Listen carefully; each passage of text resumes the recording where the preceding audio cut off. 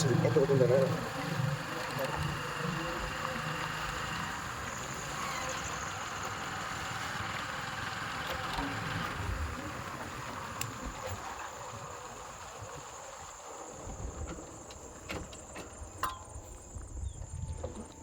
ಇದು 27 ಕುಂಟೆ.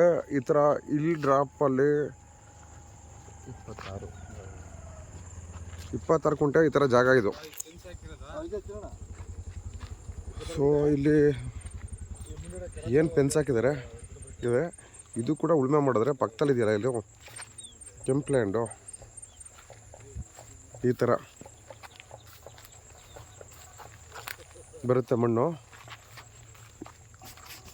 ಇಲ್ಲಿ ವ್ಯೂ ಲ್ಯಾಂಡ್ ಬೇಕು ಅನ್ನೋರಿಗೆ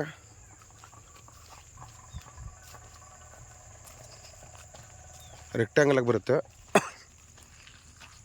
ಈ ಥರ ಇಲ್ಲಿ ವ್ಯೂ ಹೈವೇಯಿಂದ ಜಸ್ಟ್ 1.5 ಕಿಲೋಮೀಟ್ರ್ ಇರುವಂಥ ಪ್ರಾಪರ್ಟಿ. ಈಗ ನಾನು ಏನು ತೋರಿಸ್ತೆ ಒಂದು 110 ಮೀಟ್ರು ಅದೇ ಮಣ್ ರೋಡು. ವಿಡಿಯೋ ಸ್ಟಾರ್ಟಿಂಗಲ್ಲಿ 27 ಅಲ್ಲ 26. ಈ ಥರ ಭೀಮನಕಿಂಡಿ ಬೆಟ್ಟ, ಇದೊಂದು ಹಿಸ್ಟ್ರಿಕಲ್ ಬೆಟ್ಟ. ಇದಕ್ಕೆ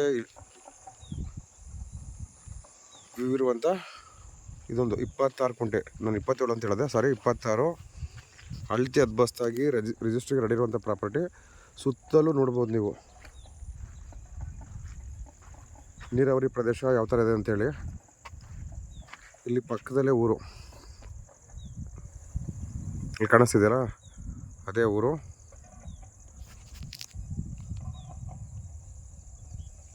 ಜಸ್ಟ್ ಕಾಂಕ್ರೀಟ್ ರೋಡಿಂದ ಈ ಥರ ಮೆಟ್ಲಿಂಗ್ ರೋಡು ಇದೇ ಎಂಟ್ರೆನ್ಸು. ಪಕ್ಕದಲ್ಲಿ ಇವರೆಲ್ಲ ಅಳತೆ ಬಸ್ ಮಾಡ್ಕೊಂಡಿದ್ದಾರೆ. ಸೊ ಇದಕ್ಕೂ ಅಳತೆ ಬಸ್ ಮಾಡಿ ಬೇಲಿನೇ ಹಾಕಿರೋದು. ಅದಕ್ಕಿದೆ ಎಂಟ್ರಿ.